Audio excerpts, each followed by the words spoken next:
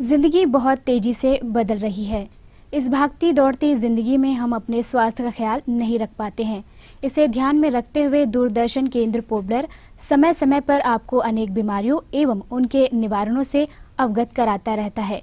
नमस्कार दर्शकों, आज के हमारे विशेष कार्यक्रम डॉक्टर्स स्पीक में आपका स्वागत है। आज का हमारा विषय है kidney disease causes and it's prevention. इस विषय से संबंधित जानकारी देने के लिए हमारे स्टूडियो में उपस्थित है doctor Shivshankar Singh, consultant medical specialist, GB Pant अस्पताल। नमस्कार सर, आपका नमस्कार। हमारे स्टूडियो में बहुत बहुत स्वागत है। धन्यवाद। दर्शकों, मैं आपको बता दूं, अब दूरदर्शन केंद्र पोबलर सोशल मीडिया पर भी एक्टिव हो चुका है। आप हमें घर बैठे कभी भी कहीं पर भी हमारे साथ जुड़ सकते हैं। आप हमें ट्विटर पर जाकर फॉलो कर सकते हैं। हमारा ट्विटर हैंडल है @ddk_पोबलर। हमारा फेसबुक आईडी दूरदर्शन केंद्र पोबलर। आप हमें यूट्यूब पर जाकर सब्सक्राइब भी कर सकते हैं। हमारा यूट्यूब चैनल है दूरदर्शन केंद्र पोबलर। सर, जैसे कि आज का हमारा विषय है किडनी डिसीज, हम सभी जानते हैं कि किडनी हमारे शरीर का एक महत्वपूर्ण अंग है। तो मैं ये जानना चाहूँगी सर कि किडनी हमारे शरीर के लिए क्या क्या काम करता है, और अगर यह काम करना बंद कर दे तो क्या क्या दिक्कतें आ सकती है। हर व्यक्ति के शरीर में 2 किडनी होती है, जो कि पसलियों के नीचे वर्टिब्रल कॉलम के दोनों तरफ होती है। ये करीब 150 ग्राम इनका वेट होता है। और किडनी हमारे शरीर को स्वस्थ रखने के लिए कई महत्वपूर्ण काम करते हैं। इसमें सबसे इम्पोर्टेंट कार्य जो होता है वह है हमारे शरीर से वेस्ट प्रोडक्ट्स को निकालना। हमारे शरीर में कई तरह के मेटाबॉलिक एक्टिविटीज़ होती हैं, कई तरह की प्रक्रिया होती हैं, जिससे कई तरह के वेस्ट जनरेट होते हैं, जैसे यूरिया, क्रिएटिनिन इसमें मुख्य हैं। इन वेस्ट को किडनी शरीर से बाहर निकालने का कार्य करते हैं। जब किडनी काम करना कम कर देती है या बंद कर देती है, यही वेस्ट शरीर में इकट्ठा होने लगते हैं और ये डिफरेंट ऑर्गन्स को इफ़ेक्ट करते हैं, जिसकी वजह से मरीज को कई तरह के सिम्टम्स होते हैं, जो हम आगे चल के अपने डिस्कशन में उसके बारे में आगे चर्चा करेंगे।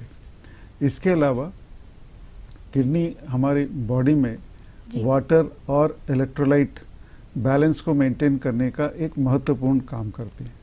आपने महसूस किया होगा कि जब हम ज़्यादा पानी पीते हैं तो हमें बार बार टॉयलेट जाना पड़ता है, यूरिनेशन ज़्यादा होता है। कभी ऐसी स्थिति आ जाती है जब हम पानी नहीं पी पाते हैं, तो ऐसे में यूरिन कंसंट्रेट हो जाता है और यूरिन आउटपुट कम हो जाता है। अर्थात किडनी जो है यूरिन का वॉल्यूम मेंटेन करती है और कंसिक्वेंटली वो हमारे बॉडी में वाटर बैलेंस मेंटेन करती है।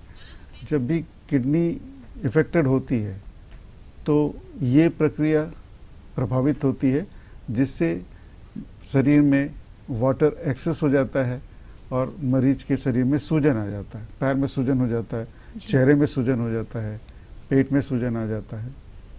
इसके अलावा कुछ इलेक्ट्रोलाइट्स जैसे सोडियम, पोटेशियम, किडनी उसका भी बैलेंस मेंटेन करती है। अगर किडनी डिजीज़ किसी को हो तो ये बैलेंस भी बिगड़ जाता है और सोडियम एक्सेस हो जाता है बॉडी में, जिसकी वजह से ब्लड प्रेशर बढ़ जाता है, वाटर रिटेंशन होता है। और पोटेशियम एक ऐसा एलिमेंट है जो अगर बढ़ जाए तो वो हार्ट पे इफेक्ट कर सकता है और उसकी वजह से अचानक हार्ट स्टॉप भी हो सकता है और एक जानलेवा स्थिति हो सकती है। दर्शकों, मैं आपको बता दूं कि यह एक लाइव फोन इन प्रोग्राम है। इस विषय से संबंधित कोई प्रश्न अगर आप पूछना चाहते हैं तो स्क्रीन पर दिखाए जा रहे नंबर पर हमें संपर्क करें। सर, ये किडनी डिसीज होता क्या है और ये क्यों होता है सर? जी हाँ, मैं उस पर आता हूँ। कुछ और किडनी के फंक्शंस के बारे में मैं बता दूँ। इसके अलावा किडनी 2 तरह के हार्मोन बनाती है। एक है इरिथ्रोपोइटिन, जो कि हमारे ब्लड में हीमोग्लोबिन की मात्रा को नियंत्रित करता है। और इसलिए जब किसी की पेशेंट को क्रॉनिक किडनी डिजीज़ होती है तो उस पेशेंट को अनीमिया हो जाता है। और एक हार्मोन है जिसे रेनिन कहते हैं, जो किडनी बनाता है, जो कि ब्लड प्रेशर को मेंटेन करता है। इसलिए क्रॉनिक किडनी डिजीज़ में ब्लड प्रेशर हाई हो जाता है। और विटामिन डी का जो एक्टिव फॉर्म है वो भी किडनी में बनता है, और अगर विटामिन डी की डेफिशिएंसी हो सर, तो जैसे कि स्क्रीन पर दिखाया जा रहा है। हाँ जी जी हाँ सर, बताइए जी हाँ। सर। जी तो जब मैं किडनी फंक्शन के बारे में बता रहा था, तो मैंने बताया कि हर व्यक्ति के शरीर में 2 किडनी होती है, और हर किडनी में करीब 10 लाख नेफ्रॉन्स होते हैं। ये जो स्क्रीन पे दिखाया जा रहा है ये एक नेफ्रॉन है, और ये नेफ्रॉन जो है वो किडनी का फंक्शनल यूनिट होता है, और हर किडनी में 10 लाख नेफ्रॉन होता है, अर्थात दोनों किडनी मिलाकर 20 लाख नेफ्रॉन हमारे शरीर में होते हैं। इसमें जो रेड कलर का दिखाया जा रहा है वो ब्लड वेसल है, तो ब्लड नेफ्रॉन में आता है, और सामने जो कप जैसा स्ट्रक्चर है उसे हम ग्लोमेरुलस कहते हैं। वहाँ पे ब्लड का फिल्ट्रेशन होता है, और इसीलिए किडनी को स्मार्ट फिल्टर भी कहा जाता है। ये स्मार्ट फिल्टर की तरह काम करता है। जिन अननेसेसरी चीज़ों को फिल्टर करके ब्लड से शरीर से बाहर निकालना होता है, ये ग्लोमेरुलस वही काम करता है, और वो वेस्ट प्रोडक्ट्स जो है यूरिन के रास्ते शरीर से बाहर निकलते हैं। ग्लोमेरुलस के बाद जो कन्वोल्यूटेड ट्यूब्यू, जो पतले पतले ट्यूब्स की तरह हैं, उन्हें डिफरेंट नाम दिया गया है। Proximal convoluted tubule, loop of Henle, और फिर कलेक्टिंग डक्ट्स। हर ट्यूब का एक स्पेसिफिक फंक्शन होता है, जिसमें कुछ चीज़ें अब्जॉर्ब होती हैं और कुछ चीज़ें ट्यूब में सेक्रेट होती है। तो ये फंक्शनल यूनिट जो है किडनी का बहुत ही इम्पोर्टेंट होता है। क्रॉनिक किडनी डिजीज़ में नेफ्रॉन की संख्या कम हो जाती है, और धीरे धीरे किडनी का फंक्शन कम होने लगता है। तो इस तरह से कि हमारे शरीर को स्वस्थ रखने में किडनी का एक अहम रोल होता है। जी सर, जैसे कि मैंने पूछा था कि किडनी डिजीज़ क्या होता है और ये क्यों होता है सर? एक किडनी डिजीज़ अगर हम वैसे बात करें तो कई तरह के किडनी डिजीज़ होते हैं, जैसे acute kidney injury, chronic kidney disease, acute glomerulonephritis, chronic glomerulonephritis, kidney stone disease, kidney के कैंसर, किडनी के इन्फेक्शन इत्यादि। लेकिन आज का ये जो टॉपिक है ये क्रॉनिक किडनी डिजीज़ के ऊपर है। तो क्रॉनिक किडनी डिजीज़ इस कंडीशन को कहते हैं जहाँ पे किडनी का फंक्शन स्थायी रूप से डिटेरियोरेट होता है, और वो धीरे धीरे करके ऐसे स्टेज में आता है जब ये व्यक्ति को जीवित रहने के लिए या तो ट्रांसप्लांट की ज़रूरत पड़ती है या डायलिसिस की ज़रूरत पड़ती है। इसके अलावा दूसरा जो कंडीशन है जिसे अक्यूट किडनी इंजरी कहते हैं, वो एक अस्थायी कंडीशन होता है जिसमें किडनी का फंक्शन अस्थायी रूप से प्रभावित होता है, और कुछ हफ्तों के बाद किडनी का फंक्शन फिर नॉर्मल हो जाता है। तो बेसिकली अगर हम किडनी फेलियर या किडनी डिजीज़ की बात करें तो अक्यूट किडनी इंजरी और क्रॉनिक किडनी डिजीज़, ये 2 कंडीशन होते हैं। अक्यूट किडनी इंजरी में अस्थायी तौर पर किडनी का फंक्शन इम्पेयर होता है, क्रॉनिक किडनी डिजीज़ में स्थायी तौर पर किडनी का फंक्शन इम्पेयर होता है, अर्थात किडनी का फंक्शन नॉर्मल नहीं हो पाता। सर, किसी व्यक्ति को कैसे पता चलता है कि उसके किडनी में कोई प्रॉब्लम है?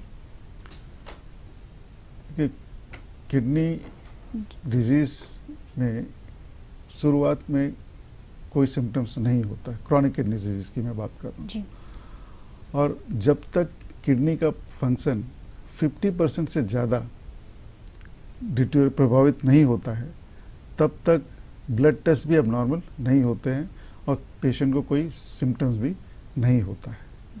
और जब 50% से ज़्यादा किडनी फंक्शन प्रभावित होते हैं तब पेशेंट को कुछ सिम्टम्स आते हैं, जैसे सूजन आना शरीर में, सबसे पहले चेहरे में सूजन आना, आँख के चारों तरफ सूजन आना, और ख़ास तौर से किडनी बीमारी की वजह से जो सूजन होता है चेहरे में वो आँख के चारों तरफ होता है, और वो सुबह जब मरीज सो के उठता है उस समय उसे महसूस होता है, जैसे कि सर स्क्रीन पर दिखाए जा रहे हैं। जी, तो एक तो ये सूजन, शरीर में सूजन होना, दूसरा उल्टी आने की तरह लगना, नौजिया या वॉमिटिंग होना, भूख कम लगना, थकावट महसूस होना, ये सारे सिम्टम्स जो है किडनी डिजीज़ के हो सकते हैं।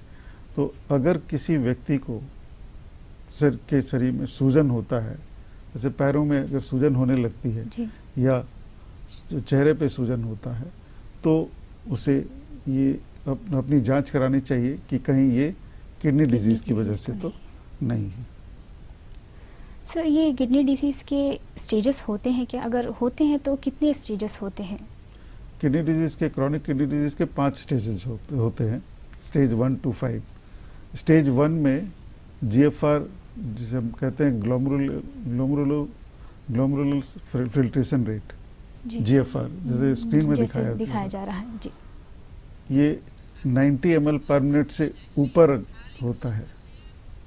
ये 90 ml पर मिनट से ऊपर होता है GFR जी, अर्थात किडनी का फंक्शन नॉर्मल होता है, लेकिन किडनी में दूसरी तरह की अबनॉर्मलिटी होती है, जैसे अल्ट्रासाउंड में कुछ अबनॉर्मलिटी मिली या यूरिन टेस्ट में कुछ अबनॉर्मलिटी मिलता है जी, तो उसे हम स्टेज 1 कहते हैं जी। स्टेज 2 जब GFR 60 to 90% के बीच हो जाता है, अर्थात किडनी का फंक्शन जो है वो प्रभावित होने लगता है। स्टेज 3 जब GFR 30 to 60 ml पर मिनट होता है। स्टेज 4 जब GFR 15 to 30 ml पर मिनट होता है, और स्टेज 5 जब GFR 15 ml पर मिनट से नीचे आ जाता है। स्टेज 5 को हम एंड स्टेज रीनल डिजीज भी कहते हैं जी। उसका तात्पर्य ये है कि इस स्टेज में पेशेंट को सरवाइव करने के लिए या तो डायलिसिस पे जाना होगा या फिर उसे अपना किडनी ट्रांसप्लांट कराना होगा। GFR कैलकुलेट करने का एक फार्मूला होता है जी, और ये फार्मूला है 140 minus age multiplied by weight in kg divided by 72 multiplied by serum creatinine. अर्थात यदि किसी व्यक्ति का एज 70 ईयर्स है तो 140 minus 70 multiplied by weight in kg, अगर उसका वेट 70 kg है तो 70 मल्टीप्लाइड बाई 70 तो 4900।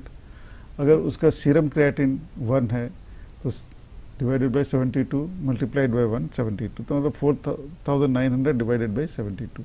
वो जो वैल्यू आएगा जी, उसे हम एस्टिमेटेड ग्लोमेरुलर फिल्ट्रेशन रेट या GFR कहते हैं। उसके बेसिस पे हम डिसाइड करते हैं कि पेशेंट किस स्टेज में है, CKD के किस स्टेज में है। सर, अभी आपने बताया कि CKD के 5 स्टेजेस होते हैं, तो क्या पहले या दूसरे स्टेजेस में हम किडनी डिसीज़ को रोक सकते हैं? जी हाँ, बिल्कुल। जैसे मैंने बताया, स्टेज 1 में किडनी का फंक्शन तो नॉर्मल होता है, GFR नॉर्मल होता है, लेकिन दूसरी एबनॉर्मलिटी होती है, और मोस्ट कॉमन एबनॉर्मलिटी जो होती है वो है प्रोटीन का लीक होना, यूरिन में प्रोटीन का लीक होना, जिसे हम प्रोटीनूरिया कहते हैं। उस स्टेज में कुछ दवाएं हैं और अंडरलाइंग कुछ अगर कोई कंडीशन है जैसे डायबिटीज। सर, आपको यहाँ पे रोकना चाहेंगे, एक कॉलर हमसे जुड़ चुके हैं। जी हाँ। Hello, good evening madam. Good evening sir, कौन बोल रहे हैं, कहाँ से? मेरा नाम दीपक है मैडम, मैं कालीगढ़ से बात कर रहा हूँ। जी, अपना प्रश्न रखिएगा। जी मैडम, सर को भी गुड इवनिंग। गुड इवनिंग जी सर, तो मेरा प्रश्न ये था सर, बीच में मेरा थोड़ा प्रॉब्लम हुआ था, यूरिन में समस्या हुआ था, थोड़ा वो क्या आता था। अच्छा जी सर, तो किडनी बन रहा है तो वहाँ दिखाया, वो फिर एक लिक्विड टाइप दिए एक मेडिसिन, वो पीता था तो थोड़ा ठीक था, फिर वो रोक देने के बाद सर फिर वही तरह ब्लॉक होता, मतलब दिन में जैसा 4-5 बार जाना पड़ता बाथरूम, तो 2 बार ब्लॉक होता, फिर फ्री होता। पेशेंट कौन? आपके पिताजी हैं? नहीं, मैं खुद हूँ सर। आप खुद है? आपकी उम्र कितनी है? 48 है सर। 48 है, ठीक है। आपने अपना अल्ट्रासाउंड कराया है? जी जी, वही बोलना चाहता था सर, अल्ट्रासाउंड कराया, अल्ट्रासाउंड एकदम क्लियर है बोले सर। अच्छा, अल्ट्रासाउंड कराया। अच्छा, देखिए ये जो यूरिन रुक के आता है, ये कुछ जो जिस वजह से हो सकता है उसमें सबसे कॉमन कारण होता है प्रोस्टेट का। अगर प्रोस्टेट ग्लैंड एनलार्ज हो जाता है तो यूरिन करने में रुकावट आती है। क्योंकि आपने अल्ट्रासाउंड कराया, वो नॉर्मल है, तो इसका मतलब उसकी वजह से नहीं है। तो दूसरा एक कारण होता है स्ट्रिक्चर, यूरेथ्रल स्ट्रिक्चर, जिससे जो यूरेथ्रा का पैसेज होता है पेनिस में, कई बार उसमें कुछ रुकावट आ जाता है, जिसकी वजह से इस तरह से प्रॉब्लम हो सकता है। नहीं सर, हमेशा नहीं होता। जैसे दिन में 4-5 बार जाता हूँ बाथरूम, तो उसमें 2 बार थोड़ा रुक होता है, उसका बाद 3 ट्रिप तो मेरा फ्री होता है। अच्छा, तो और यूरिन करने में आपको जलन भी होती है क्या? नहीं, जलन वगैरह नहीं होता सर। अच्छा, तो आप एक बार सर्जन से चेक करा लीजिए, वो थोड़ा एग्जामिन करके देखेंगे कि अल्ट्रासाउंड तो आपका नॉर्मल आया जिसमें कि प्रोस्टेट नॉर्मल है आपका, लेकिन फिर भी वो एग्जामिन करके देखेंगे कि कहीं प्रोस्टेट की प्रॉब्लम तो नहीं है या यूरेथ्रा में स्ट्रक्चर तो नहीं है। अगर ऐसा कुछ मिलता है तो उसका ट्रीटमेंट किया जाएगा और फिर उससे आपको आराम महसूस होगा। Thank you sir. वेलकम। धन्यवाद कॉल करने के लिए। सर, हम बात कर रहे थे कि फर्स्ट या सेकेंड स्टेज में किडनी डिसीज को रोक सकते हैं कि नहीं। जी हाँ, तो अगर पेशेंट को प्रॉब्लम है प्रोटीनूरिया का, अर्थात यूरिन में प्रोटीन लीक हो रहा है, तो उसके लिए कुछ दवा दी जा सकती है जिससे कि ये प्रोटीनूरिया इम्प्रूव हो सकता है। और अंडरलाइंग कॉज अगर कोई है प्रोटीनूरिया का, जैसे डायबिटीज़ एक कॉमन कॉज होता है प्रोटीनूरिया के लिए और डायबिटिक नेफ्रोपैथी के लिए, तो उसको अगर कंट्रोल में रखा जाए डायबिटीज़ को, तो ये इम्प्रूव हो सकता है, रिवर्ट हो सकता है। सर, हम देखते हैं कि आजकल बहुत लोग डायबिटिक है, डायबिटिक का होना आम सी बात हो गई है, तो डायबिटिक पेशेंट को कितना चांसेस होता है किडनी डिसीज़ होने के? जी, ये बहुत ही अच्छा सवाल आपने पूछा।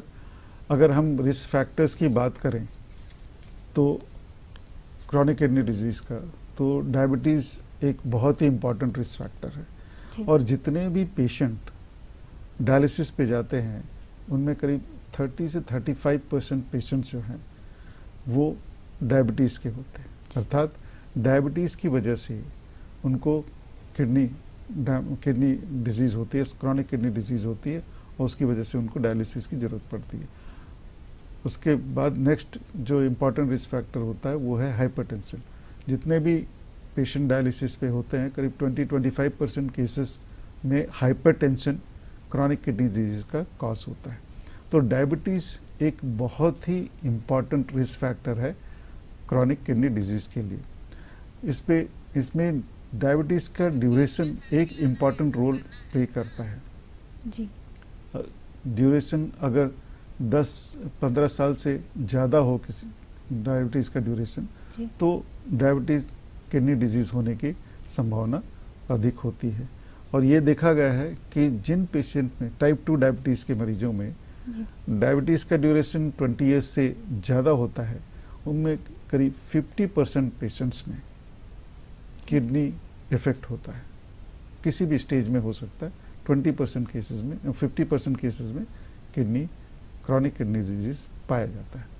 तो डायबिटीज़ एक बहुत ही इम्पॉर्टेंट रिस्क फैक्टर है क्रॉनिक किडनी डिजीज़ के लिए। इसलिए जब भी हम किसी पेशेंट को डायग्नोस करते हैं, डायबिटीज़ जिसमें डायग्नोस होता है, तो टाइप 1 डायबिटीज़ में तो वो तो बच्चों में होता है।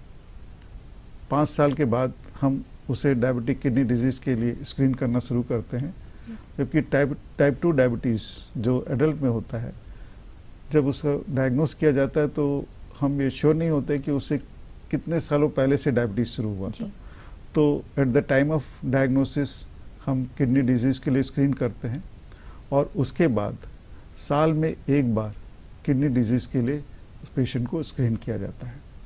तो जिस पेशेंट को भी डायबिटीज़ है उसे शुरू में किडनी फंक्शन टेस्ट करा लेना चाहिए और उसके बाद साल में एक बार अपना किडनी फंक्शन टेस्ट कराते रहना चाहिए, ताकि ये पता चल सके कि डायबिटीज़ की वजह से उनके किडनी इफेक्ट हो रहे हैं कि नहीं, और अगर हो रहा है तो उसे शुरू के स्टेज में ही उसके बारे में पता चल सके और प्रॉपर ट्रीटमेंट करके उसके प्रोग्रेशन को रोका जा सके।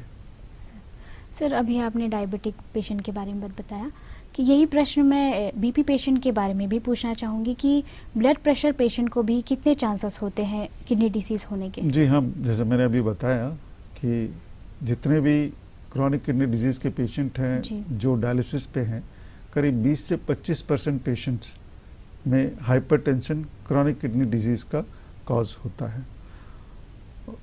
अक्सर लोग हाइपरटेंशन को सीरियसली लेते नहीं हैं क्योंकि हाइपरटेंशन का कोई सिम्टम नहीं होता है। कई बार ब्लड प्रेशर काफ़ी बढ़ा हुआ रहता है लेकिन फिर भी पेशेंट को कोई सिम्टम नहीं होता है और इसलिए पेशेंट या तो अपना चेकअप नहीं कराते हैं या चेकअप अगर चेकअप कराया भी हो, पता भी हो कि उनको हाइपरटेंशन है, तब भी दवा रेगुलर नहीं लेते हैं। इसीलिए हाइपरटेंशन को साइलेंट किलर डिजीज़ कहा जाता है। तो अगर ब्लड प्रेशर बढ़ा हुआ हो तो हाई ब्लड प्रेशर किडनी के ब्लड वेसल्स को प्रभावित करता है जिसकी वजह से किडनी डैमेज हो सकता है और पेशेंट को क्रॉनिक किडनी डिजीज़ हो सकती है।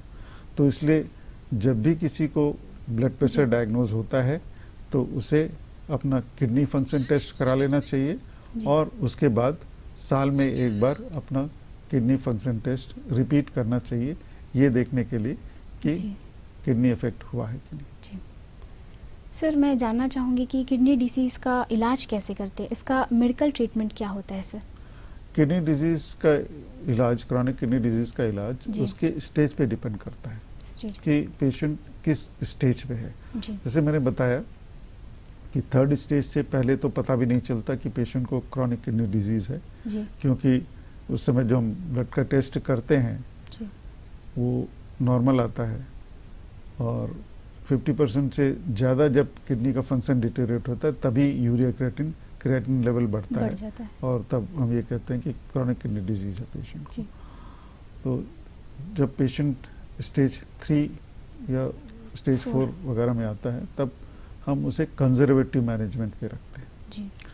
तो उसमें हमारा मेन प्लान ऑफ एक्शन ये रहता है कि किडनी का जो फंक्शन है उसको फर्दर डिटोरेट होने से उसको मतलब प्रोग्रेशन तो होता है लेकिन उस प्रोग्रेशन को स्लो किया जाए ताकि जिस पेशेंट को डायलिसिस की ज़रूरत 5 साल बाद पड़ने वाली है, हो सकता 10 साल बाद पड़े, हो सकता डायलिसिस की ज़रूरत ही ना पड़े। प्रोग्रेशन स्लो करना एक एम रहता है। दूसरा, उससे होने वाले कॉम्प्लिकेशंस को ट्रीट करते हैं और तीसरा, पेशेंट को जो सिम्टम्स होते हैं क्रॉनिक किडनी डिजीज़ की वजह से उसके लिए सिम्टोमेटिक ट्रीटमेंट दिया जाता है। जैसे मैंने बताया कि जब किडनी इफेक्ट होती है तो बॉडी में स्वेलिंग होने लगती है, उसके लिए हम उसे कुछ दवा देते हैं जिससे कि यूरिन ज़्यादा होता है और फिर स्वेलिंग कम हो जाती है। इसके अलावा ब्लड प्रेशर बढ़ जाता है और ब्लड प्रेशर बढ़ जाता है और ब्लड प्रेशर जो है, बढ़ा हुआ ब्लड प्रेशर जो है वो किडनी के फंक्शन को और डिटोरेट कर सकता है। तो इसलिए उसके लिए हम क्रॉनिक किडनी डिजीज़ वाले पेशेंट में बहुत ही मेटिकुलसली ब्लड प्रेशर कंट्रोल करते हैं। उसके लिए दवा दी जाती है ब्लड प्रेशर कंट्रोल करने के लिए। इसके अलावा उसको डाइटरी एडवाइस दी जाती है जिससे कि कुछ कॉम्प्लिकेशन जैसे पोटेशियम लेवल बढ़ने से होते हैं, फॉस्फोरस लेवल बढ़ने से होता है, वो ना हो और पेशेंट एक कंफर्टेबल लाइफ जी सके। इतना कुछ करते हुए भी क्रॉनिक किडनी डिजीज़ एक प्रोग्रेसिव डिजीज़ होता है और अल्टीमेटली पेशेंट स्टेज 5 में एंटर करता है जब उसे डायलिसिस या किडनी ट्रांसप्लांट की ज़रूरत पड़ती है। सर, अभी आपने कहा था कि स्वेलिंग हो जाता है, तो वो क्या सर डायरेक्ट पैरों तक पानी आ जाता है जिस वजह से स्वेलिंग होता है ऐसे? जी हाँ, वो जैसे मैंने बताया किडनी का एक इम्पॉर्टेंट फंक्शन होता है वाटर और इलेक्ट्रोलाइट बैलेंस। जब क्रॉनिक किडनी डिजीज़ पेशेंट को होता है तो यूरिन आउटपुट उसका कम होता है और बॉडी में वाटर इकट्ठा होने लगता है और उसकी वजह से पैरों में स्वेलिंग आता है और कई बार इतना ज़्यादा स्वेलिंग हो जाता है कि पेशेंट का पूरा बॉडी ही जी। पूरा सोलन अप Swell हो हो जाता जाता है। पेट में भी पानी आ सकता है जिसे हम असाइटिस कहते हैं। कभी कभी पेशेंट के लंग्स में पानी आ जाता है जिसकी वजह से पेशेंट को सांस लेने में तकलीफ हो सकती है और कभी कभी काफ़ी क्रिटिकल कंडीशन भी हो सकता है। जी सर। सर किन किन लोगों को ज़्यादा किडनी डिसीज़ होने के चांसेस होते हैं? अगर किडनी डिजीज़ के रिस्क फैक्टर्स की हम बात करें तो डायबिटीज़ एक इम्पॉर्टेंट रिस्क फैक्टर है। जी। दूसरा हाइपरटेंशन, हाई जी। Blood pressure. दूसरा। तीसरा ओबेसिटी ये भी देखा गया है कि जो लोग ओबीस होते हैं उनमें भी क्रॉनिक किडनी डिजीज़ होने की संभावना अधिक होती है। तीसरा, यदि किसी व्यक्ति की उम्र 60 साल से ज़्यादा है जी। तब भी उसे क्रॉनिक किडनी डिजीज़ होने की संभावना ज़्यादा होती है, क्योंकि जैसे मैंने बताया ये नेफ्रॉन जो फंक्शनल यूनिट होते हैं वो धीरे धीरे एज के साथ साथ उनका नंबर कम होता रहता है। बिना किसी डिजीज़ के ही उनका नंबर कम होता है। तो जैसे जैसे एज एडवांस होता है क्रॉनिक किडनी फंक्शन डिटेरियोरेट होने के चांसेस होते हैं। तो एज अगर 60 ईयर से ऊपर हो तो वो एक रिस्क फैक्टर है। और या किसी की फैमिली में किसी व्यक्ति को जी। अगर किडनी डिजीज़ है, क्रॉनिक किडनी डिजीज़ है, तो उसे भी किडनी डिजीज़ होने की संभावना अधिक होती है। सर अभी आपने बताया था कि एक कारण फैमिली हिस्ट्री भी है किडनी डिसीज़ का। तो अगर माता पिता को अगर किडनी डिसीज़ है तो उनके बच्चों को भी किडनी डिसीज़ होने के कितने चांसेस होते हैं सर? ये एक कंडीशन होता है जिसमें पॉलीसिस्टिक डिजीज़ ऑफ किडनी बोलते हैं, जो कि इनहेरिटेड डिजीज़ होता है। इसमें किडनी में छोटे छोटे सिस्ट बन जाते हैं। ये पेरेंट्स से बच्चों में ट्रांसमिट होता है। ये बहुत ज़्यादा कॉमन कंडीशन नहीं है, लेकिन अगर किसी को ये है कंडीशन तो उसे फिर अपनी फैमिली मेम्बर्स को भी चेक करवाना चाहिए। सर यहाँ आपको रोकना चाहेंगे, एक कॉलर हमसे जुड़ चुके हैं, उनको कॉल ले लेते हैं। हेलो। हेलो जी, कौन बोल रहे हैं, कहाँ से? मैं जिगरीपुर से हूँ। जी, कौन बोल रहे हैं? अभिषेक पाल। जी अभिषेक पॉल, अपना प्रश्न रखिएगा। मेरा ना बार बार यूरिन आता है। अच्छा, आपकी उम्र सर- कितनी है? 19 ईयर। 19 ईयर्स है। अच्छा। और यूरिन में जलन भी होता है आपको? जलन नहीं होता, यूरिन आने से ही दर्द होता पेट में। अच्छा नीचे दर्द होता, किडनी का उधर। अच्छा। कब से है ये प्रॉब्लम आपको? एक साल से। अच्छा। आपने अपना अल्ट्रासाउंड कराया है क्या? जी सर। अल्ट्रासाउंड कराया? जी अल्ट्रासाउंड भी कर लिया लेकिन कुछ मिला नहीं। अच्छा, ठीक। यूरिन भी टेस्ट कर लिया लेकिन यूरिन ये सब कुछ सही है लेकिन फिर भी दर्द करता। अच्छा। तो अगर आपका अल्ट्रासाउंड नॉर्मल है और यूरिन टेस्ट भी नॉर्मल है तब तो ये हो सकता है किसी और रीज़न से हो, लेकिन वही सर, लेकिन बहुत प्रॉब्लम होता है सर, रात को सोने टाइम भी बहुत प्रॉब्लम होता है। क्या यूरिन बार बार आता है आपको? सोने टाइम ज्यादा आता है, सोने से ना बार बार यूरिन आता है और नींद भी नहीं आता। अच्छा। और प्यास भी ज़्यादा लगती है क्या आपको? प्यास ज्यादा नहीं है। नहीं, बस नींद नहीं आता। प्यास ज़्यादा लगती है क्या आपको? प्यास ज़्यादा लगती है? पानी आप ज़्यादा पीते हैं क्या? हाँ बहुत ज्यादा पीता है सर। हाँ, तो अगर आप ज़्यादा पानी पिएंगे तो पेशाब तो ज़्यादा होगा ही। नहीं सर, नॉर्मल नहीं है सर, कम से कम 15 से 20 बार आता है सर दिन में, इतना तो नहीं आना चाहिए। तो अच्छा, ठीक है। पानी कितना पीते हैं आप? 3-4-5 लीटर दिन में। 4-5 लीटर। तो थोड़ा आप एक बार देख लीजिए कि आप एक दिन में कितना पानी पीते हैं और कितना यूरिन होता है। ठीक है, तो एक तो ये आपको देखना पड़ेगा और फिर अगर और ब्लड टेस्ट वगैरह आपका करके देखना पड़ेगा। आप पुडलर में आपने आकर कभी अपना चेक कराया है क्या? नहीं सर, जिगरीपुर से कराया था लेकिन कुछ मिला ही नहीं। ठीक है, तो आप एक बार पुडलर आइए, यहाँ पर आपका चेक करके देखना पड़ेगा। और कौन सा मेडिकल सर? पुडलर जी पंत हॉस्पिटल। ठीक है, तो थोड़ा चेक करना पड़ेगा। उससे पहले आप ये देख लीजिए कि आप एक दिन में कितना लीटर पानी पीते हैं और आपका यूरिन कितना लीटर होता है। ठीक है, आउटपुट। तो काम भी तो बहुत करता हूँ सर, पूरा पसीना भी निकलता है। हाँ तो ठीक है। कैसे? नहीं, आप एक बार ये रिकॉर्ड कर लीजिए कि आप कितना पानी पीते हैं और कितना यूरिन होता है, यूरिन का क्वांटिटी भी आप रिकॉर्ड कर लीजिए। जी, कॉल करने के लिए धन्यवाद। सर, हम बात कर रहे थे फैमिली हिस्ट्री, कितने चांसेस होते हैं बच्चों को भी? जी हाँ, तो ये अगर किसी फैमिली में पॉलीसिस्टिक किडनी डिजीज़ है तो बच्चों में भी पॉलीसिस्टिक किडनी डिजीज़ होने के चांसेस होते हैं, क्योंकि ये बच्चों में ट्रांसमिट होता है। 25% चांसेस होते हैं ट्रांसमिट होने के। दर्शकों कार्यक्रम को जारी रखेंगे एक छोटे से अंतराल के बाद। पोर्ट ब्लेयर के जीबी पंत अस्पताल में कोविड की मौजूदा स्थिति को ध्यान में रखते हुए आने वाले मरीजों की भीड़-भाड़ को कम करने के लिए टेली कंसल्टेशन की सुविधा शुरू की गई है। लोगों से कहा गया है कि वे दिए गए डॉक्टरों के मोबाइल नंबरों पर सवेरे 9 बजे से दोपहर बाद 1 बजे तक संपर्क करें।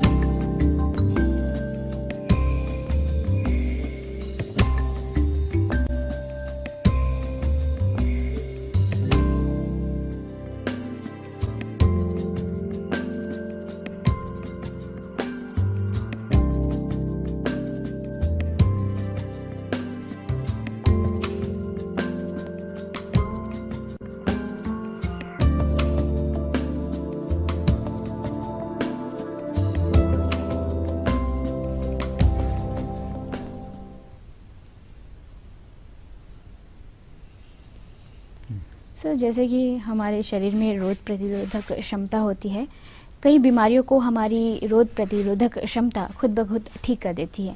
क्या ये किडनी डिसीज़ में भी अम्ल होता है? आसान शब्दों में कहें तो क्या किडनी डिसीज़ खुद को क्योर करने में केपेबल है? देखिए, जब एक्यूट किडनी इंजरी की हम बात करते हैं तो उसमें किडनी के ट्यूब्यूल्स वगैरह डैमेज होते हैं जी। और उनमें ये क्षमता होती है कि वो रीजनरेट हो जाए और वो पूरी तरह से रीजनरेट हो जाते हैं। तो एक्यूट किडनी इंजरी में ट्यूब्यूल्स जो है, नेफ्रॉन का जो ट्यूब्यूल्स वाला पार्ट होता है वो रीजनरेट होता है और किडनी का फंक्शन नॉर्मल आ जाता है। इसीलिए इसे एक्यूट किडनी इंजरी कहते हैं, जहाँ पे कि किडनी का फंक्शन टेम्पररी तौर पे, अस्थायी तौर पर अबनॉर्मल होता है, डिटोरेट होता है और फिर किडनी फंक्शन नॉर्मल हो जाता है। क्रॉनिक किडनी डिजीज़ में ऐसा पॉसिबल नहीं होता है। वो धीरे धीरे किडनी के का जो नेफ्रॉन है वो डैमेज होता है और धीरे धीरे नेफ्रॉन्स का नंबर कम होते जाते हैं और नेफ्रॉन्स जो है they are replace by fibrosis, तो उसमें वो रिकवरी के चांसेस नहीं होते। क्रॉनिक किडनी डिजीज़ में किडनी का डैमेज जो है वो परमानेंट होता है। सर, डायलिसिस क्या होता है और कौन से स्टेज में ज़्यादा डायलिसिस रिकमेंड किया जाता है? देखिए, उससे पहले हम टेस्ट की बात कर लें जी, जी। कि कैसे डायग्नोसिस होता जी, है। जी। ट्रीटमेंट तो उसके बाद ही आएगा। देखिए, किडनी डिजीज़ का डायग्नोसिस करना बहुत ही आसान है जी। इसमें 2 तरह के टेस्ट होते हैं, एक तो यूरिन का टेस्ट जी। और दूसरा ब्लड का टेस्ट। यूरिन में हम प्रोटीन की मात्रा टेस्ट करते हैं, उसके लिए सुबह का पहला यूरिन टेस्ट किया जाता है और उससे हमें पता चलता है कि प्रोटीन की मात्रा कितनी है यूरिन में। इसमें 2 तरह के होते हैं टेस्ट, एक तो ये कि 24 घंटे का यूरिन इकट्ठा किया जाए और उसमें टेस्ट किया जाए, जिसे 24 आवर यूरिन प्रोटीन कहते हैं। दूसरा स्पॉट यूरिन प्रोटीन, जो कि सुबह अर्ली मॉर्निंग सैंपल टेस्ट किया जाता है जी। और तीसरा प्रोटीन क्रिएटिन रेशियो, उसी सैंपल में प्रोटीन का टेस्ट किया जाता है, क्रिएटिन का टेस्ट किया जाता है और किस रेशियो में है वो देखा जाता है। तो अगर प्रोटीन लीक होता है यूरिन में, जितनी मात्रा होनी चाहिए उससे ज़्यादा, तो उसे प्रोटीनूरिया कहते हैं और वो एक एबनॉर्मल कंडीशन है। उससे हमें पता चलता है कि किडनी कि पेशेंट की किडनी इफेक्ट हुई है। जी। दूसरा, उसमें हम और भी टेस्ट करते हैं, जैसे माइक्रोस्कोपिक एग्जामिनेशन। कई बार रेड ब्लड सेल्स यूरिन में लीक होते हैं ग्लोमेरुलस से, जिसे कि हीमोचूरिया कहते हैं। वो भी एक एबनॉर्मलिटी होती है और वो कई तरह के किडनी डिजीज में पाई जाती हैं। और कई तरह के कास्ट या मतलब एबनॉर्मल सेल्स भी उसमें पाए जाते हैं। इस तरह अगर किसी की यूरिन में इन्फेक्शन है तो वो भी यूरिन के टेस्ट से, माइक्रोस्कोपिक टेस्ट से पता चल जाता है। और फिर यूरिन का कल्चर किया जाता है, जिससे कि पता चलता है कि कौन सा बैक्टीरिया रिस्पॉन्सिबल है यूरिनरी ट्रैक्ट इन्फेक्शन में। जहाँ तक क्रॉनिक किडनी डिजीज़ की बात करते हैं तो उसमें यूरिन में प्रोटीन का टेस्ट किया जाता है, आरबीसीज का टेस्ट किया जाता है, कास्ट का टेस्ट किया जाता है, जिससे हमें पता चलता है कि हाँ, पेशेंट को किडनी का प्रॉब्लम है। इसके अलावा ब्लड में हम यूरिया और क्रिएटिनिन का टेस्ट करते हैं, और क्रॉनिक किडनी डिजीज़ में ये टेस्ट अबनॉर्मल मिलते हैं। फिर दूसरे टेस्ट जैसे इलेक्ट्रोलाइट्स का, सोडियम पोटेशियम का टेस्ट किया जाता है, कैल्शियम और फास्फोरस का टेस्ट किया जाता है, विटामिन डी लेवल्स चेक किया जाता है, और कंप्लीट ब्लड काउंट किया जाता है, जिससे हमें पता चलता है कि पेशेंट किडनी डिजीज़ की वजह से अनीमिया है या नहीं है। तो यूरिन का टेस्ट, ब्लड टेस्ट, और फिर अल्ट्रासाउंड किया जाता है। तो अल्ट्रासाउंड से हमें पता चलता है कि किडनी का साइज कैसा है, किडनी का इको टेक्सचर कैसा है। उससे हमें पता चलता है कि पेशेंट को क्रॉनिक किडनी डिजीज़ है या नहीं, या अगर उसमें कोई स्ट्रक्चरल अबनॉर्मलिटी है, जैसे पॉलीसिस्टिक किडनी डिजीज़ है या अबनॉर्मल शेप है। कई बार कई पेशेंट में एक किडनी जो है एब्सेंट होती है जन्मजात, वो भी उससे पता चल जाता है। कई बार किडनी का जो यूरिन का पैसेज होता है उसमें कुछ अबनॉर्मलिटी होती है, कंजेनाइटल अबनॉर्मलिटी होती है, वो भी उसमें पता चल जाता है। स्टोन है या नहीं उसका पता चल जाता है। अगर किडनी का कैंसर हो तब भी पता चल जाता है। और अगर हम फर्दर इंफॉर्मेशन चाहते हैं, जैसे अगर हम कैंसर डाउट कर रहे हैं किडनी का, अल्ट्रासाउंड में सस्पिशन है, तो हम फिर सीटी स्कैन करते हैं। तो ये सारे टेस्ट हैं जो किडनी डिजीज़ को डायग्नोस करने के लिए किए जाते हैं। क्रॉनिक किडनी डिजीज़ के लिए यूरिन का टेस्ट किया जाता है, ब्लड टेस्ट किया जाता है, और अल्ट्रासाउंड किया जाता है। सर, क्या किडनी डिसीज़ का हम घरेलू उपचार से भी निजात पा सकते हैं? किडनी डिसीज से घरेलू उपचार, उसका घरेलू उपचार का इसमें कोई रोल नहीं है, और ऐसा कोई और दूसरी पद्धतियां जैसे आयुर्वेदिक दवा या होम्योपैथिक दवा या यूनानी दवा, उसका भी ऐसा कोई मतलब प्रूवन रोल नहीं है। ऐसा कोई रिसर्च ऐसा नहीं है जो जिसमें ये प्रूव किया गया हो कि क्रॉनिक किडनी डिजीज़ आयुर्वेदिक दवा या होम्योपैथी दवा या यूनानी दवा से ठीक हो सकती है। सर, मैं ये जानना चाहूँगी कि हमें किस प्रकार के खान पान से या किस प्रकार की आदतों से दूर रहना चाहिए जिससे हमें फ्यूचर में किडनी डिसीज़ ना हो? प्रिवेंशन के लिए, क्रॉनिक किडनी डिजीज़ के प्रिवेंशन के लिए एक तो हमें ये देखना है, जैसे कि जो मैंने अभी डिस्कस किया, रिस्क फैक्टर है।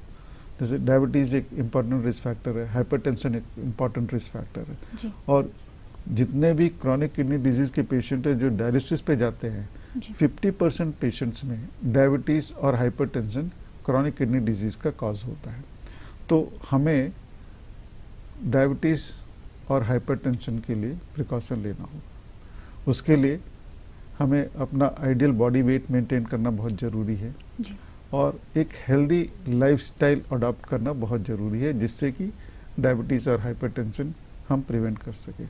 अगर हम डायबिटीज़ और हाइपरटेंशन को प्रिवेंट कर लें तो क्रॉनिक किडनी डिजीज़ तो अपने आप ही प्रिवेंट हो जाएगा। तो उसके लिए डाइट में हमें वेल बैलेंस्ड डाइट लेना चाहिए, जिसमें कि फ्रूट्स एंड वेजिटेबल्स ज़्यादा इस्तेमाल करना चाहिए। फैटी फूड, फ्राइड आइटम्स और एनर्जी डेंस खाना जो है वो अवॉइड करना चाहिए, जैसे फास्ट फूड वगैरह है वो अवॉइड करना चाहिए। नमक का सेवन ज़्यादा नहीं करना चाहिए। इसी तरह शक्कर का सेवन, चीनी का सेवन या मीठी चीज़ों का सेवन ज़्यादा नहीं करना चाहिए, क्योंकि उसमें कैलोरीज ज़्यादा होती है और उससे वेट गेन होता है। ठीक है। रेगुलर एक्सरसाइज करना चाहिए। हर व्यक्ति को एक दिन में करीब 30 से 45 मिनट तक रेगुलर एक्सरसाइज करना चाहिए और अपने बॉडी वेट को, आइडियल बॉडी वेट को मेंटेन करना चाहिए। अगर हम ये फॉलो करें तो क्रॉनिक किडनी डिजीज से बच सकते हैं। इसके अलावा स्मोकिंग नहीं करना चाहिए और शराब का सेवन नहीं करना चाहिए। सर, जैसे कि हम देखते हैं आजकल लोग ज़्यादा चाय का सेवन करते हैं, इंस्टेंट एनर्जी के लिए चाय पीते हैं, तो क्या चाय पीना किडनी डिसीज़ के लिए हानिकारक है? ऐसा तो नहीं है कि जो ज़्यादा चाय पीते हैं उनको किडनी डिजीज़ होने की संभावना होती है, ऐसी बात नहीं है। सर, जैसे कि आपने कहा था लास्ट स्टेज में डायलिसिस ज़रूरत पड़ती है, तो डायलिसिस क्या होता है सर और इसका कैसे करते हैं ये? जी, डायलिसिस दो तरह की होती है। एक तो हीमोडायलिसिस जो कि ब्लड से किया जाता है, और दूसरा पेरिटोनियल डायलिसिस जो कि पेरिटोनियल कैविटी में किया जाता है। हीमोडायलिसिस के लिए पेशेंट को हॉस्पिटल आना पड़ता है और उसमें एक मशीन के जरिए ब्लड को, जी जैसे कि स्क्रीन पर दिखाया जा रहा है। जी हाँ, ये डायलिसिस मशीन है। तो इसमें जो डायलिसर है उसे आर्टिफिशियल किडनी भी कहते हैं। ये करीब 1 फीट लंबा और करीब 1.5 इंच डायमीटर का जो आप देख रहे हैं वो डायलिसर है। जी। इस डायलिसर में एक फाइबर्स होते हैं जो कि ऐसे मटेरियल के बने होते हैं जो इलेक्ट्रोलाइट्स को और वाटर को ट्रांसमिट करते हैं, मतलब मूव करने देते हैं, और ये जो ब्लड से जो ये यूरिया क्रिएटिनिन होता है, वेस्ट प्रोडक्ट्स होता है, वो उसके बाहर डायलिसर में आ जाता है और फिर वो बाहर निकल जाता है। इसके लिए ब्लड को इस डायलिसर से फ्लो करने के लिए मशीन की ज़रूरत पड़ती है, जिसे डायलिसिस मशीन कहती है, वो कहते हैं जो वो अपने स्क्रीन में देखा। सर, मैं यहाँ आपको रोकना चाहूँगी। सर, एक कॉलर है, उनसे बात कर लेते हैं। हेलो। जी मैम, कौन बोल रही हैं, कहाँ से बोल रही हैं? हेलो। जी मैम, कहाँ से बोल रही हैं? जी, अपना प्रश्न रखिएगा।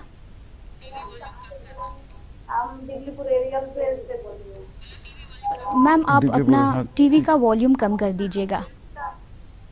गैस का पूरा प्रॉब्लम होता है, एकदम छाती दर्द होता है, 1 हफ्ते से। क्या होता है? गैस का प्रॉब्लम होता है, छाती दर्द होता है, एकदम गला से जलता है, गला से नाभि तक पूरा गैस का वजह से होता है, लगता है एकदम गला से एकदम नाभि तक पूरा जलता है। अच्छा, देखिए हम ये किडनी डिजीज के बारे में आज बात कर रहे हैं, और अगर गैस का आपको प्रॉब्लम है तो आप वहाँ पर डिगलीपुर में कम्युनिटी हेल्थ सेंटर में जाइए, उसके लिए दवा दी जाएगी और आपको आराम महसूस होगा। आपकी उम्र कितनी है? सर, कॉल कट हो चुका है। कॉल कट हो चुका है, ठीक है। तो मैं इनको यही एडवाइस करूँगा कि ये हॉस्पिटल जाएं और अपना चेकअप कराएं। ये सोच रही कि गैस के प्रॉब्लम की वजह से है, लेकिन डॉक्टर चेक करके देखेंगे कि जो प्रॉब्लम इसे हो रहा है वो गैस की वजह से है या किसी और वजह से है। तो हम डायलिसिस के बारे में बात कर रहे थे। डायलिसिस में की प्रक्रिया में मरीज का ब्लड जो है वो डायलिसर के थ्रू फ्लो किया जाता है जी। और एक फ्लूइड होता है जिसे डायलिसेट कहते हैं। तो डायलिसर में हॉलो फाइबर्स होते हैं, सिंथेटिक फाइबर्स होते हैं, उसके थ्रू ब्लड फ्लो करता है और डायलिसेट फ्लूइड जो है वो उस फाइबर्स के अराउंड फ्लो करता है। ये दोनों विपरीत डायरेक्शन में फ्लो करते हैं। तो ब्लड में जो नाइट्रोजनस वेस्ट ज़्यादा होते हैं, जैसे यूरिया क्रिएटिनिन, वो ब्लड से डिफ्यूज़ होकर फ्लूइड में आते हैं डायलिसेट में, और फिर वो उसको बाहर ड्रेन कर दिया जाता है। तो एक डायलिसिस सेशन जो है वो 4 घंटे का होता है। और क्रॉनिक किडनी डिजीज़ में पेशेंट को जब डायलिसिस की ज़रूरत पड़ती है तो उसे हफ्ते में 2 या 3 बार डायलिसिस कराना पड़ता है। अर्थात हर एक सेशन 4 घंटे का होता है, तो हफ्ते में उसे करीब 8 से 12 घंटे तक डायलिसिस करना पड़ता है। और इसके लिए उसे डायलिसिस सेंटर जाना पड़ता है, और ये डायलिसिस सेंटर हॉस्पिटल में ही उपलब्ध होते हैं। मैंने दूसरा बताया पेरिटोनल डायलिसिस का। पेरिटोनल डायलिसिस में ये एडवांटेज है कि उसके लिए पेशेंट को हॉस्पिटल जाने की ज़रूरत नहीं है जी। उसमें एक ट्यूब, जैसे कैथेटर कहते हैं, ये नाभि के नीचे पेट के अंदर पेरिटोनल कैविटी में इम्प्लांट कर दिया जाता है जी। और डायलिसिस फ्लूइड जो है वो पेट के अंदर उस ट्यूब के द्वारा भेजा जाता है जी। और उस पानी को 4 से 6 घंटे तक डायलिसिस फ्लूइड को पेट के अंदर रखा जाता है। उसके बाद फिर उसको ड्रेन कर दिया जाता है जी। इस प्रक्रिया के लिए पेशेंट को किसी हेल्पर की ज़रूरत पड़ती है घर में जी। तो उसके पेशेंट के स्पाउस को ट्रेन कर दिया जाता है, या कोई और अटेंडर हो तो उसे ट्रेन कर दिया जाता है, ताकि वो पूरा एसेप्टिक प्रिकॉशन लेकर ये प्रक्रिया घर में ही करे। तो ये 2 से 3 बार ये पेरिटोनल डायलिसिस किया जाता है। और इसका एडवांटेज ये है कि पेशेंट को हॉस्पिटल आने की ज़रूरत नहीं पड़ती है, वो घर में ही डायलिसिस कर सकता है। इसे कंटिन्यूअस एम्बुलेटरी पेरिटोनल डायलिसिस कहते हैं। सर, डायलिसिस के बाद एक बार डायलिसिस स्टार्ट करने के बाद क्या उसे बीच में रोक सकते हैं? डायलिसिस के बाद क्या किडनी दोबारा काम करना शुरू कर सकता है? जी नहीं, क्रॉनिक किडनी डिजीज़ में ये पॉसिबल नहीं होता है।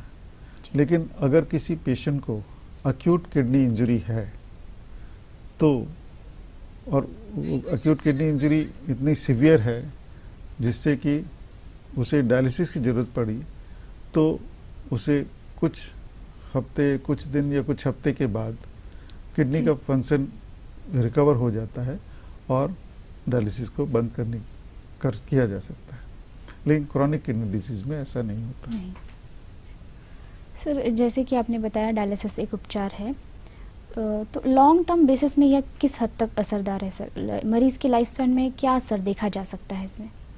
देखिए, डायलिसिस जो है पेशेंट की किडनी को सपोर्ट करता है। जो काम शरीर में किडनी करते हैं, किडनी फेलियर की वजह से वो काम किडनी नहीं कर पाते, इसलिए यही काम डायलिसिस द्वारा किया जाता है। शरीर से, मरीज के शरीर से वेस्ट को निकाला जाता है और पानी भी निकाला जाता है, क्योंकि अगर किडनी फेल होता है तो वाटर भी एक्सक्रीट नहीं हो पाता है और यूरिन आउटपुट भी पेशेंट का धीरे धीरे कम होने लगता है, और एक स्टेज ऐसा आता है कि पेशेंट एक ड्रॉप भी यूरिन पास नहीं करता है जी। तो जो काम किडनी करती थी और अब नहीं कर पा रही है, वही काम डायलिसिस द्वारा किया जाता है। इसमें पेशेंट की लाइफ को प्रोलॉन्ग किया जा सकता है, लेकिन उस किडनी फंक्शन को एकदम नॉर्मल नहीं लाया जा सकता। और डायलिसिस पे पेशेंट ऑन एन एवरेज 5 से 10 साल बड़े आराम से जीते हैं। लेकिन ऐसा भी रिकॉर्ड है कि पेशेंट 40 साल तक भी डायलिसिस पे जिए हैं। एक पेशेंट यूके में था जी, जो 43 इयर्स तक डायलिसिस पे जी, और वो एक गिनीज, उसका नाम Guinness book of world record में भी है।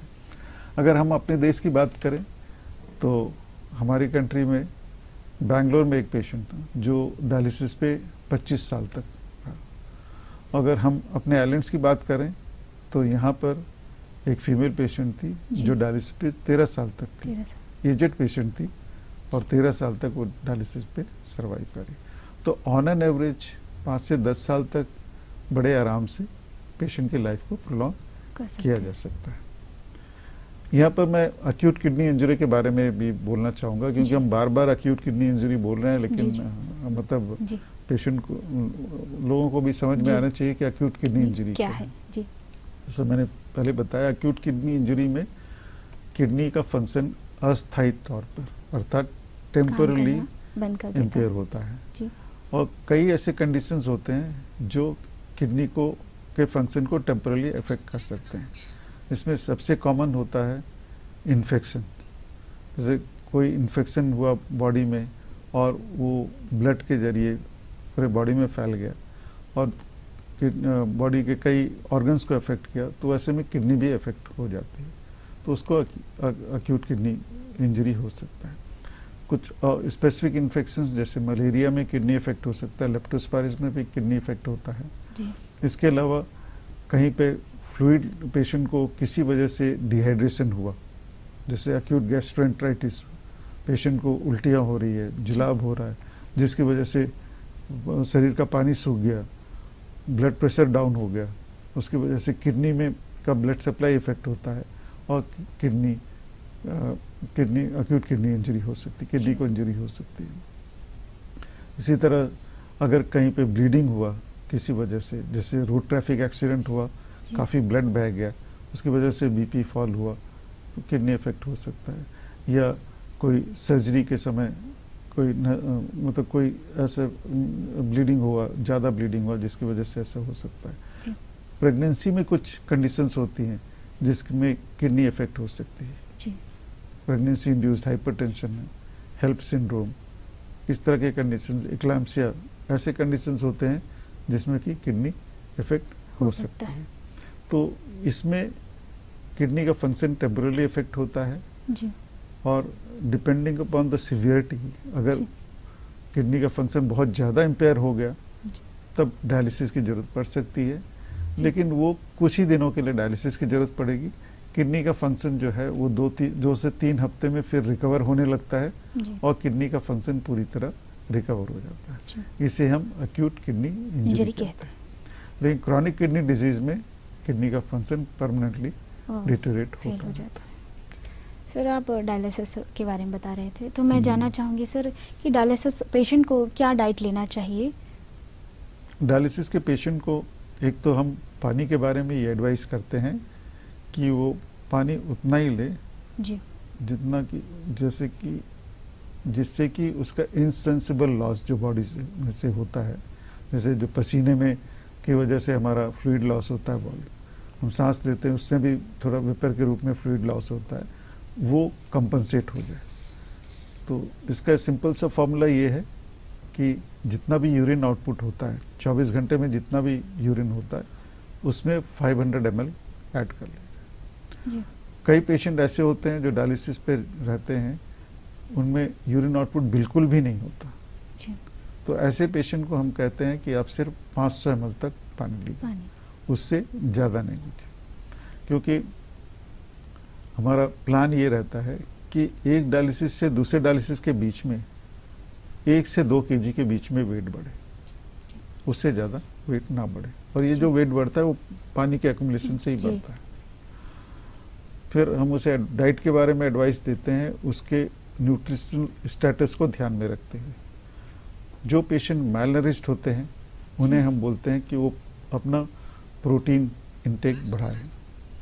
जो मैलनरिश्ड नहीं होते हैं उन्हें हम थोड़ा प्रोटीन रेस्ट्रिक्ट करने के लिए कहते हैं। मैं यहाँ आपको रोकना चाहूँगी, एक कॉलर लाइन पर है, उनका कॉल ले लेते हैं। जी हाँ। हेलो हेलो हेलो हेलो जी, कौन बोल रही हैं, कहाँ से? हेलो, हम जिगलीपुर मधुपुर से बोलता है मैम। जी मैम, अपना प्रश्न रखिएगा।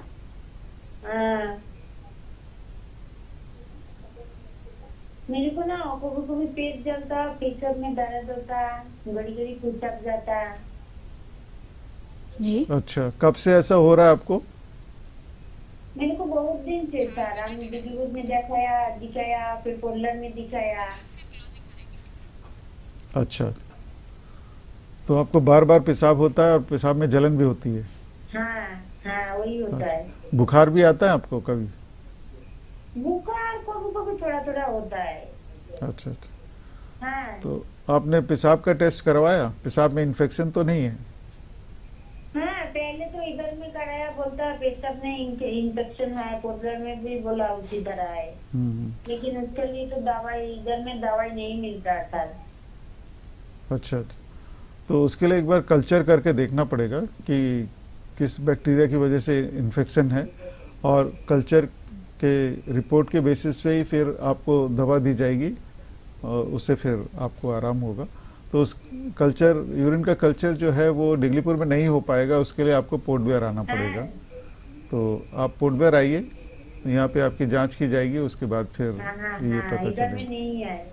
तो आप पोर्ट ब्लेयर आइए, जीबी पंत आइए, आपका यूरिन का कल्चर करके देखेंगे और किस वजह से इन्फेक्शन हो रहा है वो पता चल जाएगा। और फिर आपका अल्ट्रासाउंड भी करना पड़ेगा ये देखने के लिए कि क्यों बार बार आपको यूरिन का इन्फेक्शन होता है, क्योंकि कई बार यूरिनरी ट्रैक्ट में अगर कोई स्ट्रक्चरल एब्नॉर्मलिटी हो तब भी यूरिन में इन्फेक्शन बार बार होता है। तो अल्ट्रासाउंड करना पड़ेगा और यूरिन कल्चर करना पड़ेगा। कॉल करने के लिए धन्यवाद।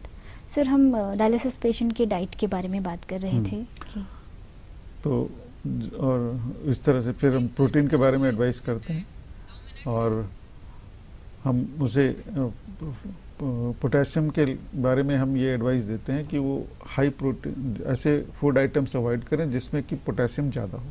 जैसे फल में वो केला का सेवन ना करें, संतरा नारंगी का सेवन ना करें, सब्जी में टमाटर, आलू, इसको कम मात्रा में, इसका सेवन ज़्यादा ना करें, कम मात्रा में करें। और जो भी भाजी का सेवन करते हैं उसको पहले उबाल लें और उबालने के बाद उसका पानी निकाल कर फिर भाजी खाएं।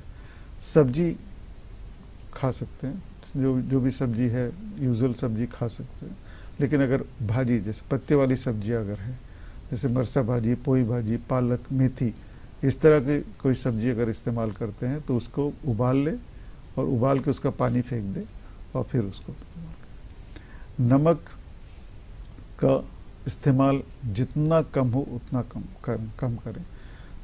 और ये बेहतर रहेगा कि नमक का सेवन 2 ग्राम से कम करें प्रतिदिन।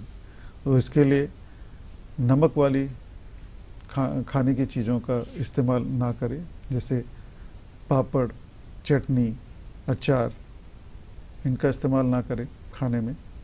सलाद में नमक ना डालें, फ्राइड आइटम्स का इस्तेमाल ना करें और कैंड फूड का इस्तेमाल ना करें, क्योंकि कैंड फूड में भी सॉल्ट ज़्यादा होता है, सॉल्ट रहता है। और खाने की चीज़ों में जो नमक डालें वो बहुत ही कम नमक का इस्तेमाल करें। सर, आप हमारे कार्यक्रम में आए और हमें इस विषय से संबंधित बहुत सारी जानकारियाँ दी। इसके लिए पूरे दूरदर्शन की टीम की ओर से बहुत बहुत धन्यवाद। नमस्कार। दर्शकों, मैं आपको बता दूं कि दूरदर्शन केंद्र पोर्ट ब्लेयर अब सोशल मीडिया पर भी एक्टिव हो चुका है। आप हमें घर बैठे कभी भी हमारे साथ जुड़ सकते हैं। आप हमें ट्विटर पर जाकर फॉलो कर सकते हैं। हमारा ट्विटर हैंडल है @DDK_पोर्ट ब्लेयर। हमारा फेसबुक आईडी है दूरदर्शन पोर्ट ब्लेयर। आप हमें यूट्यूब पर सब्सक्राइब भी कर सकते हैं। हमारा यूट्यूब चैनल है दूरदर्शन केंद्र पोर्ट ब्लेयर। इस कार्यक्रम या अन्य किसी कार्यक्रम से संबंधित कोई सुझाव अगर आप हमें देना चाहते हैं तो आप हमें इस पते पर संपर्क करें। हमारा पता है Doordarshan Kendra Port Blair, AIR road, Dilanipur, Haddo post 744102। आप हमें ईमेल भी कर सकते हैं। हमारा ईमेल आईडी है hopddkportblair@gmail.com। दर्शकों, स्वास्थ्य को दे पहला स्थान, तभी होगा बीमारियों का निदान। आशा करते हैं कि आप इस कार्यक्रम से लाभान्वित हुए होंगे। आपसे फिर मुलाकात होगी अगले अंक में। तब तक के लिए मुझे दीजिए इजाज़त। नमस्कार।